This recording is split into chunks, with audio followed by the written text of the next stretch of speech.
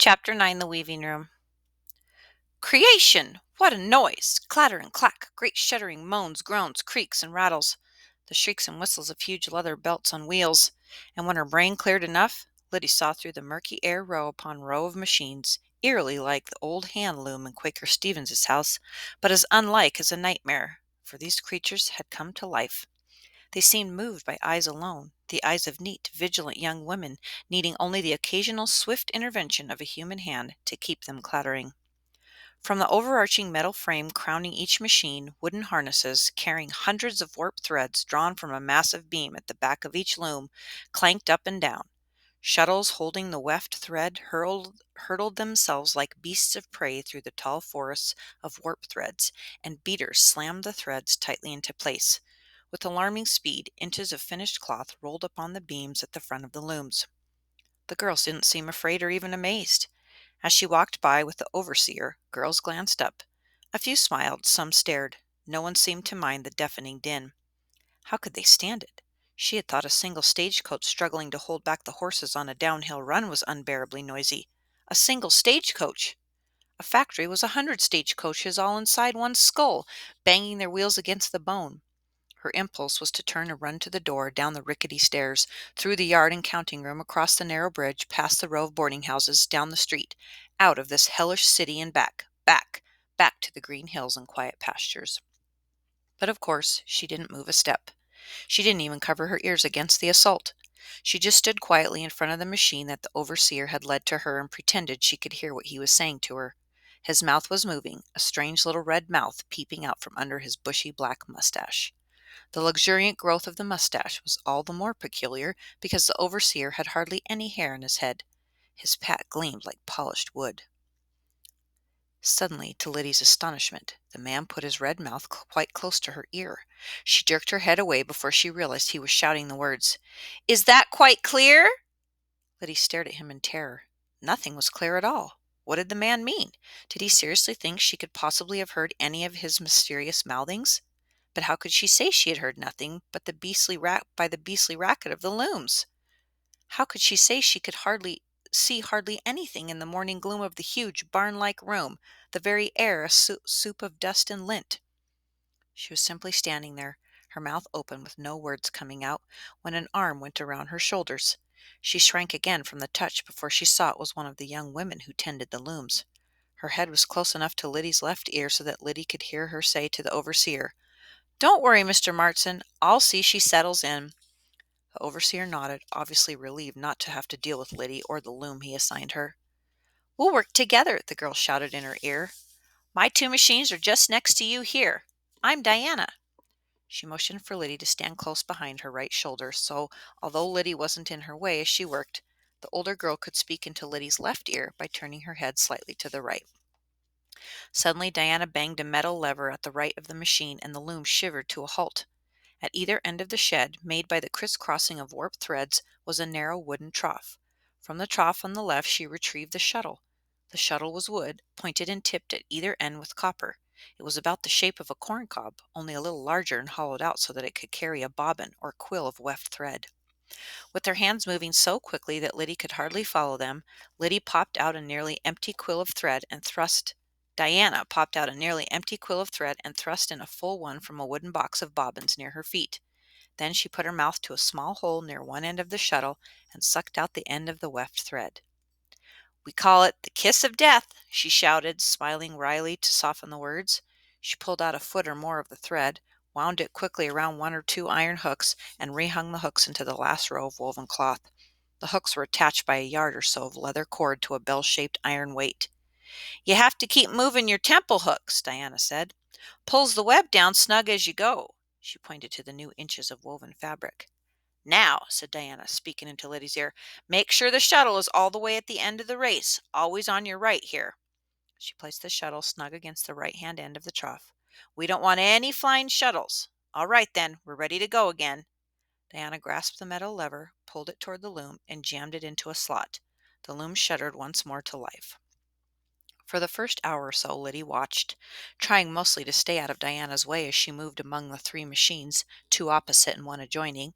The older girl refilled the shuttles when they ran low and rehung the temple hooks to keep the web tight.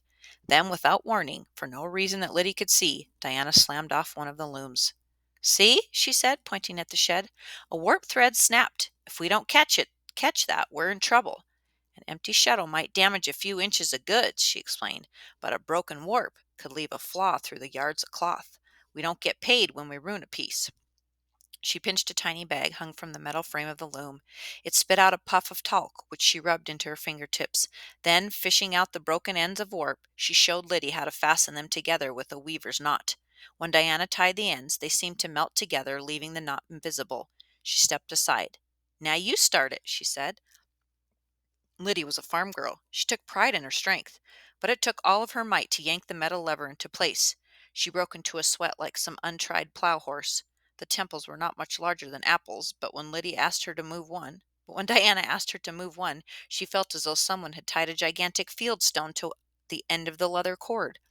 Still, the physical strength the work required paled beside the dexterity needed to rethread a shuttle quickly, or, heaven help her, tie one of those infernal weaver's knots. Everything happened too fast. A bobbin of weft thread lasted hardly 5 minutes before it had to be replaced, and it was painfully deafening. But tall, quiet Diana moved from loom to loom like the silent angel in the lion's den, keeping Daniel from harm. There were moments when all three looms were running as they ought, all the shuttles bearing full quills, all three temples hung high on the cloth, no warp thread snapping. During one of these respites, Diana threw Lyddie to the nearest window. The sill was alive with flowers blooming in pots, and around the frames someone had pasted single pages of books and magazines. Diana pressed down a curling corner of a poem. Most of the sheets were yellowing. "Not so much time to read these days," Diana said. "We used to have more time. Do you like to read, Lyddie?" Lyddie thought of the regulations that she was still trying laboriously to decipher when no one was looking. "I've not much schoolin'." "Well, you can remedy that," the older girl said. "I'll help if you like, some evening." Lyddie looked up gratefully. She felt no need with Diana to apologize or to be ashamed of her ignorance. "I'm needin' a bit of help with the regulations." "I shouldn't wonder. They're a trial for us all," Diana said. "Why don't you bring the broadside over to number 3 tonight, and we'll slog through that wretched thing together." Amelia was not pleased that evening after supper when she realized that Lyddie was getting ready to go out. "Your first day, you ought to rest." "I'm all right," said Lyddie. And indeed, once the noise of the weaving room was out of her ears, she did feel quite all right. A bit tired, but certainly not over weary. "I aim to do a bit of studying," she said. It made her feel proud to say such a thing. "Studying? With whom?" "The girl I'm working with in the weaving room, Diana." She realized that she didn't know Diana's surname. Amelia, Prudence, and Betsy worked in the spinning room on the third floor, so she supposed they did not know Diana. Betsy looked up from her ever-present novel. "Diana Goss?" she asked. "I don't know, just Diana. She was very kind to me today." "Diana Goss?" echoed Amelia. "Oh, Lyddie, don't be taken in." Lyddie couldn't believe her ears. "Eh?" "If it's Diana Goss," Prudence said, "she's a known radical, and Amelia is concerned." "Eh?" Betsy laughed. "I don't think our little country cousin is acquainted with any radicals, known or unknown." "I know Quakers," Lyddie said. "Creation! They're abolitionists, everyone, eh?"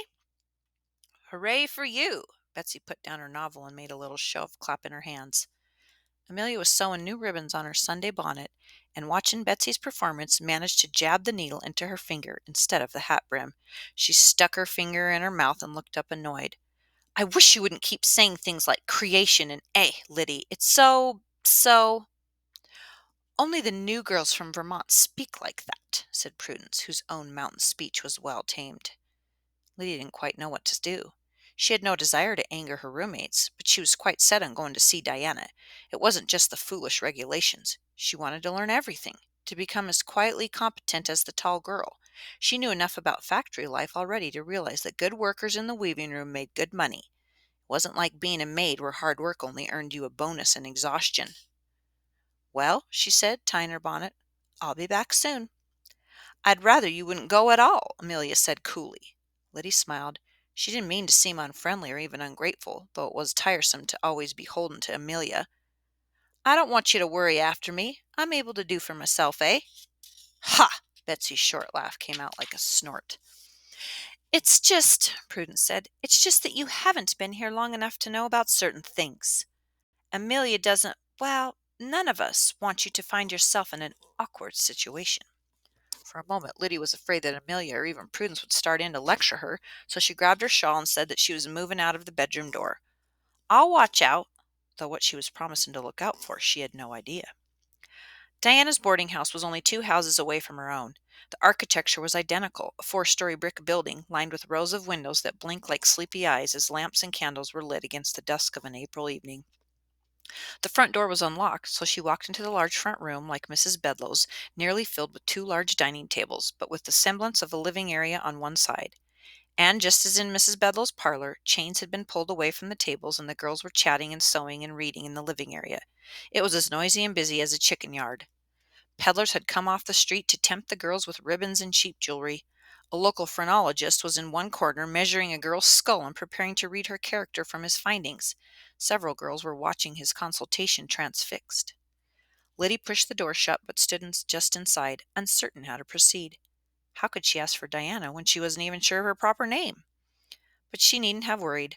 Out of the chattering mass of bodies, Diana rose from her chair in the corner and came to where Lyddie stood. She smiled, and her long, serious face creased into dimples. I'm so glad you came. Let's go upstairs where we can speak in something less than a shout. What a relief it was to climb the stairs and leave most of the racket 2 floors behind. There was no one else in Diana's room. What a treat, Diana said, as though reading Lyddie's mind. Sometimes I'd sell my soul for a moment of quiet, wouldn't you? Lyddie nodded. She suddenly felt shy around Diana, who seemed even more imposing away from the looms when her lovely, elegant voice was pitched rich and low like the call of a mourning dove. First, we need to get properly introduced, she said. I'm Diana Goss. She must have noted a flicker of something in Lyddie's face because she added, the infamous Diana Goss, and dimpled into her lovely smile. Lyddie reddened. So you've been warned? Not really. Well, then, you will be. I'm a friend of Sarah Bagley's. She watched Lyddie's face for a reaction to the name, and when she got none, tried another. Amelia Sargent? Mary Emerson? Huldah Stone? No? Well, you'll hear those names soon enough. Our crime has been to speak out for better working conditions. She looked at Lyddie again. Yes, why then should the operatives themselves fear us? It is, dear Lyddie, the nature of slavery to make the slave fear freedom. I'm not a slave, Lyddie said more fiercely than she intended. Well, you're not here for a lecture. I'm sorry. Tell me about yourself. It was hard for Lyddie to talk about herself. She had no practice. With Amelia and Prudence and Betsy, she didn't need to. They, especially Amelia, seemed always to be telling her about herself and trying to make her like themselves. Besides, what was interesting about her? What would someone like Diana want to know? There's Charlie, she began, and before she knew it, she was explaining that she was here to earn the money to pay off her father's debts so she and Charlie could go home. Diana did not smile ironically or laugh as Betsy was sure to. She did not once lecture her as though she were a slow child the way Amelia often did, or offer a single explanation as Prudence would have felt obliged to do. No, the tall girl perched on the edge of the bed and listened silently and intently until Lyddie ran out a story to tell. Lyddie was a bit breathless, never having said so many words in the space of so few minutes in her life. And then, embarrassed to have talked so long about herself, she asked, But I reckon you know how it is with families, eh? Not really. I can hardly remember mine, only my aunt that kept me until I was 10, and she's gone now. Lyddie made as if to sympathize, but Diana shook it off. I think of the mill as my family. It gives me plenty of sisters to worry about. But, she said, I don't think I need to worry about you. You don't know what it is to not to work hard, do you? I don't mind work. The noise, Diana laughed. Yes, the noise is terrible at the beginning, but you get accustomed to it somehow. Lyddie found that hard to believe, but if Diana said so. And I don't think you suppose you think a 13-hour day overly long either. Lyddie's days had never been run on clocks. I just work until the work is done, she said, but I never had to leave to go paying calls in the evenings before. And the wages seem fair? I ain't been paid yet, but for what I hear, what did you get in that inn? I don't know, 50 cents a week, I think. They sent it to Mama. Tryphena said the mistress was likely to forget as not. I suppose Charlie. Lyddie stopped speaking. Neither Charlie nor her mother knew where she was. Is something the matter, Lyddie? I haven't wrote them. Charlie nor my mother. They don't know where I am. Suppose they needed her. How would they find her? Lyddie felt the panic rising. She was cut off from them all. She might as well have gone to the other side of the world. She was out of their reach. When will they pay me? If it's paper you need, it's postage too. I'd have to prepay. They don't have the money to pay at the end. I could manage postage. I can't borrow. I borrowed too much already. But Diana quietly insisted. Lyddie owed it to her family to let them know right away, she said. She brought out a paper, pen, and ink, and a sturdy board for Lyddie to write upon. Lyddie would have felt shy about forming her letters so laboriously in front of Diana, but Diana took up a book and made Lyddie feel as though she were alone. Dear Mother, you will be surprised to know I am gone to Lowell to work. I am in the weaving room at the Concord Corp. I board at number 5 if you write me. Everyone is kind and the food is plenty and tasty. I am saving my money to pay the debts. I am well. I trust you and the babies are well too. Your faithful daughter, Lydia Wortham. It seemed extravagant to take another sheet to write to Charlie, but Diana said that she ought to write to him as well. Dear brother, do not be surprised. I am gone to Lowell for a factory girl. Everyone is kind, the work is all right, but machines is noisy, believe me. The money is good. I will save and pay off the debts so we can still hop. Ha ha. Your loving sister, Lydia Wortham. P.S. I am at Concord Corp. number 5 if you can write. Excuse all mistakes. I am in a great hurry. She folded the letters, sealed them with Diana's wax, and addressed them. Before she could ask further about posting them, Diana took the letters from her hand. I have to go tomorrow anyhow. Let me mail them for you. I'll pay you back as soon as I get paid, she sighed. As soon as I pay Tryphena. No, said Diana. This time it's my welcoming gift. You mustn't try to repay a gift. The bell rang for curfew. We haven't looked at the silly regulations, Diana said. Well, another time. Diana walked her to number 5. It was a bright, cool night, though in the city the stars seemed dim and far away. Until tomorrow, Diana said at the door.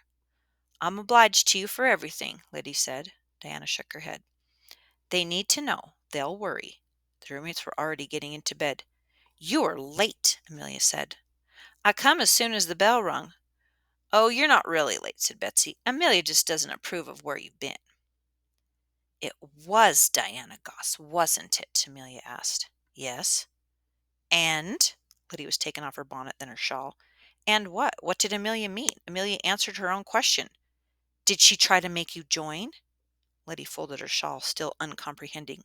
She means, said Betsy, did she tie you up and torture you until you promised to join the Female Labor Reform Association? Oh, Betsy, said Prudence. She never mentioned such, Lyddie said. She made her way around Amelia and Prudence's bed and the trunks to the side of the bed that she shared with Betsy. She sat on the edge and began to take off her shoes and stockings. Then what were you doing all that time? Betsy slammed her book shut. What affair is it of yours, Amelia? It's all right, Lyddie said. She had no desire to get her roommates stirred up over nothing. She just give me paper to write to my family to tell them where I was. Oh, Lyddie, Prudence said. How thoughtless of us. We never offered. It's no matter, Lyddie said. I'd done it now. She's devious, Amelia muttered. You have to watch her. Believe me, Lyddie, I'm only thinking of your own good. Betsy snorted, reached over, and blew out the candle as the final curfew bell began to clang.